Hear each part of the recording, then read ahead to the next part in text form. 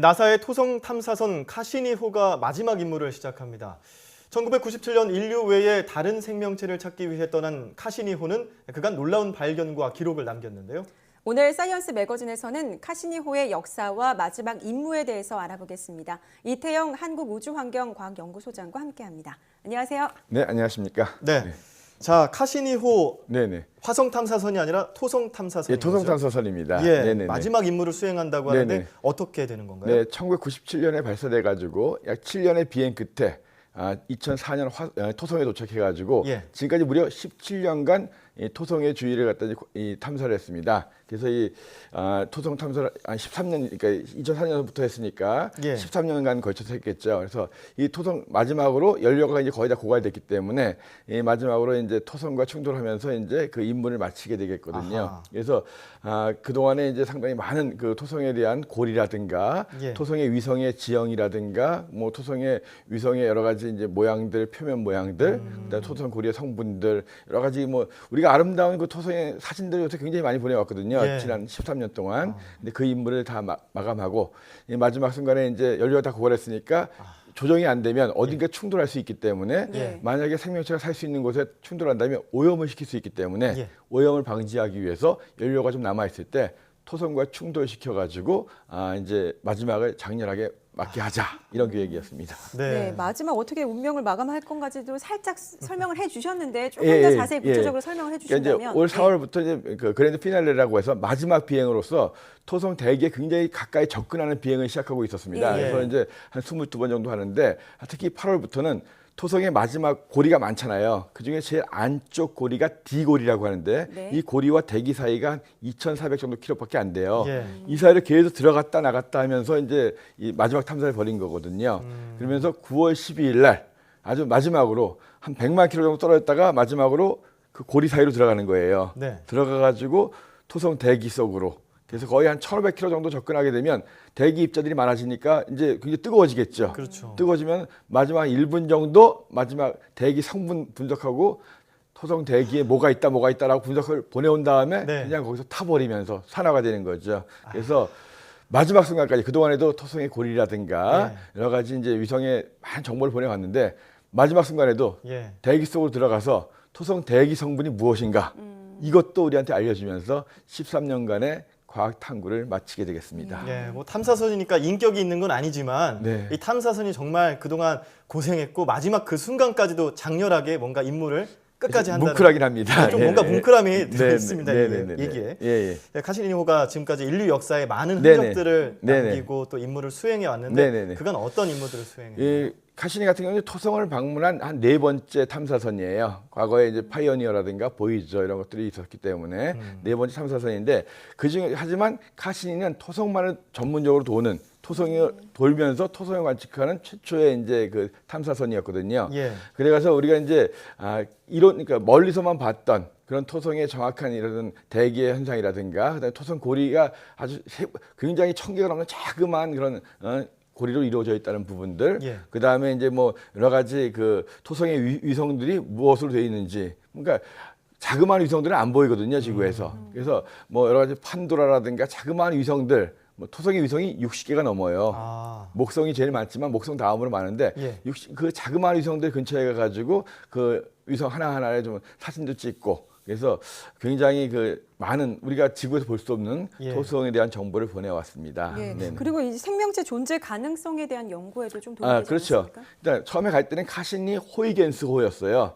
그러니까 유럽 우주국에서 카시니가 나사 건데 예. 유럽 우주국에서 만든 호이겐스라는 탐사선을 같이 가지고 갔거든요. 가서 이제 분리시켜서 이제 타이탄이라는 곳에 내렸습니다. 네. 타이탄은 토성의 가장 큰 위성인데요.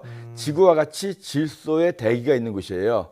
그러면 지구 초기의 모습과 비슷하지 않겠는가? 아하. 그래서 여기에 이제 이 호이겐스가 착륙하면서 액체 상태의 바다가 있더라. 물론 메탄의 바다이기 때문에 생명체가 살기는 어렵지만 그래서 이 타이탄에 대한 것도 연구를 했고 네. 그다음에 엔셀라두스라는 그런 위성에서 물기둥이 솟구치는 이런 모습을 계속 탐사하면서 예. 엔셀라두스 지하에 물이 있구나. 엄청난 따뜻하게 예. 녹아있는 물이 있다. 아하. 그러면 거기에 또 생명체가 있으시지 않겠는가. 그래서 나중에 차후에 언젠가는 또 엔셀라두스의 탐사선이 가가지고 예. 그 밑을 파볼지도 모르겠습니다. 아, 그렇군요. 예. 이 탐사라는 것 자체가 미리 가보기 전에 뭔가 관찰하고 여기에 어떤 것들이 있겠구나. 그렇죠. 라는 거니까 앞으로 이제 또 연구의 어떤 성과를 보인 거라고 생각이 그렇죠. 그래서 드는 이제 건데요. 아직까지는 생명체 같은 경우는 발견된 적이 없거든요. 예. 근데 가장 가능성 있는 것이 이제 화성이라든가 목성의 위성인 뭐 유로파 뭐 이런 데들 예. 또는 이제 토성의 위성인 엔셀라두스 이런 데인데 뭐 언젠가는 흔적이 나올 수 있으면 예. 있겠죠. 뭐 없을 수도 있고요. 네. 그만큼 이제 성과를 많이 낸 네네. 카시니호가 네. 그동안 그 역대 나사에서 연구한 비용들 중에서 가장 많은 비용이 들어갔어요. 나사의 탐사 계획은 이제 비용에 따라서 10억 불 이상 되는 것을 플래그십 프로그램이라고 하고 예, 예. 그거보다 한 몇억 불 정도 들어가는 것들은 이제 뉴 프론티어 그거보다 좀 작은 것들은 이제 디스커버리 프로젝트라고 하는데 네. 이번 같은 경우는 30억 불이 넘었어요. 우리나라 30억 불이면 우리나라 돈 3조가 넘는 거죠. 그래가지고 가장 큰 플래그십 프로그램이었는데 예. 비슷한 게 이제 그 1997년에 1977년 예. 그 보이저호 보이죠. 보이저호가 올해 이제 40주년인데 예. 보이저호도 10억 불 이상 들어가는 이런 플래그십 프로그램이었고, 예. 그러니까 굉장히 가장 많은 돈이 들으면서 오랫동안 지속됐는데 이거 연구하는 분들은 1980년대부터 만들고 예. 지금까지 이거 다 계속 모니터링을 연구를 하면서 계속하고 있습니다. 30년을 갖다 여기에 바친 거거든요. 예, 예. 그러니까 30대 때 시작한 분들이 이제 60대가 됐던. 예, 그렇습니다. 네. 네. 이제 카시니호가 마지막 임무 외에도 우주에 대한 연구가 좀 활발하게 이루어졌으면 좋겠는데 네네. 탐사 계획이 좀 위축될지도 모른다 이런 설이 있더라고요. 뭐냐면 지금 이번에 그 나사의 국장이 새로 임명된다는 발표가 나왔습니다. 지난 1월 20일 날 기존에 있던 흑인 국장이었죠. 볼든 국장이 이제 은퇴하면서 한 반년 이상을 이 공석이었는데 트럼프 대통령이 이번에 이제 그 하원 의원인 브린든 스타인이라는 분을 갖다가 이제 그 국장으로 임명을 하기로 했거든요. 네. 근데 이분이 달 탐사에 굉장히 관심이 많아요. 근데 화성 이후부터는 그거 돈도 많이 들고 효과도 없을 거다 이런 생각을 많이 하는 분이거든요. 네. 그래서 아마 이제 화성이라든가 또 목성, 토성 이렇게 좀 태양계 외곽 탐사에는 조금 더 예산이 줄어들지 않겠는가. 예. 트럼프 대통령 역시 상업적인 탐사를 좋아하기 때문에 아. 그래서 달 탐사가 좀 더 많이 또 활발해지지 않겠는가 이런 생각을 하고 있습니다. 아, 그렇군요. 그래요. 그러니까 이제 뭐 달 탐사는 조금 더 활발해지니까 이제 달에 대한 신비로운 것들이 많이 발견이 될 수도 있겠군요. 어제 달에 갔다 온 건 또 있는데 예. 이제는 달 탐사라는 것은 달에 인류가 가서 사는 기지를 만들고 달에 있는 자원들 이런 자원들을 개발하고 뭐 관광을 한다든가 이런 차원이 되겠죠. 예. 네. 그런가 하면은 또 오늘 저희가 소식에서도 네네. 접했는데 태양 표면에서 이제 폭발이 일어나면서 예. 우주 전파 재난 네네. 위기 그러니까 관심 단계가 경보가 발령이 되기도 네, 지난 했어요. 6일 저녁부터 7일 저녁까지 세 번에 예. 걸쳐서 X등급의 폭발이 있었거든요. 예. 이게 이제 태양 폭발 같은 상태가 A, B, C, M, X 이렇게 나누는데 네. 한 단위가 올라갈 때마다 10배씩 세지는 거예요. 예. 근데 이제 X등급은 저도 올해 처음 봤거든요. 아. 태양의 활동은 11년 주기로 이제 활발해지는데 2012년도에 제일 활발했다가 좀 줄어들고 있는 단계거든요. 예.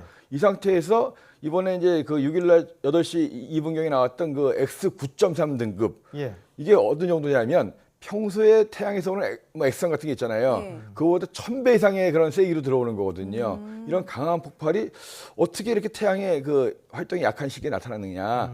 그러니까 태양을 요새 보면 흑점이 굉장히 큰 것들이 나타났거든요. 예. 지구보다 몇 배 큰 그런 흑점들인데 예. 태양의 흑점이 커지면 거기서 폭발이 일어나거든요. 흑점은 사람의 이 동맥경화처럼 예. 혈관이 막힌 것처럼 이제 막는 거거든요. 예. 그 옆에서 펑펑 터지는데 예. 엄청난 수소폭탄이 터졌다 이렇게 생각하면 되거든요. 아하. 그래서 거기서부터 강한 방사선들이 이제 날아오는 거죠. 네. 그래서 빛은 금방 날아오는데 이거 뭐 태양하고 빛의 속도로 오니까 예, 예. 거기에서 전기를 띤 고에너지 입자들은 예. 한 2, 3일 정도 걸립니다. 그래서 오늘 이런 관심 경보가 발령이 된 겁니다. 그게 6일날, 7일날 폭발이 일어났으니까 예. 한 이틀 정도 걸리거든요. 아하. 그러니까 이제 8일날, 9일날 아하. 특히 이제 이 9.3 정도의 그 폭발은 저도 최근 10년 동안 못 봤던 거거든요. 그래서 이렇게 태양에서 굉장히 강한 그 고에너지 전기를 띤 입자들이 나타나면 지구 자기장의 교란을 가져오거든요. 그러니까 지자기 교란이 오기 때문에 지자기 교란이 오면 전파 통신의 블랙아웃, 전파 통신이 단절되기도 하고 심할 경우에는 지상의 발전소에 영향을 줘가지고 정전이 일어나기도 해요. 예. 네. 그렇군요. 네네.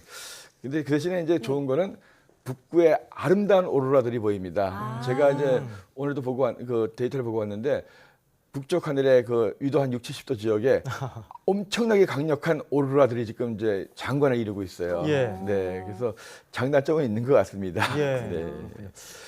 근데 이제 어쨌든 간에 이렇게 태양 폭발이 일어났다고 해가지고 실제로 지구에 직접적인 이런 뭐 피해가 많지는 않아요. 뭐 네. 근데 다만 전파 통신 이용하는 분들, 특히 이제 GPS 이용하는 분들, 네. GPS가 교란이 조금 그러니까 좀 오차가 있을 수 있기 때문에 예. 왜 이러지 이상하지 이렇게 생각하는 게 그게 다 이제 태양에서 오는 태양 폭발의 영향이다 이렇게 생각하시면 되는데요. 네. 아무튼 북구로 여행하시는 분들 오늘 내일 모레까지 엄청난 장관을 보실 수 있을 것 같습니다. 네, 그렇군요. 지금 우주에서 발생되는 이런 현상들이 네. 우리에게는 또 재난이 될 수도 있고 또 어떤 과학자들에게는 또 신비로운 풍경이 될 수도 있고 연구가 될 수도 그렇죠. 있는 부분이니까요. 네, 네, 계속해서 관심 있게 지켜봐야 될 것 같습니다. 네, 네. 네. 지금까지 이태영 한국우주환경과학연구소장과 함께 이야기 나눠봤습니다. 오늘 말씀 고맙습니다. 네, 고맙습니다.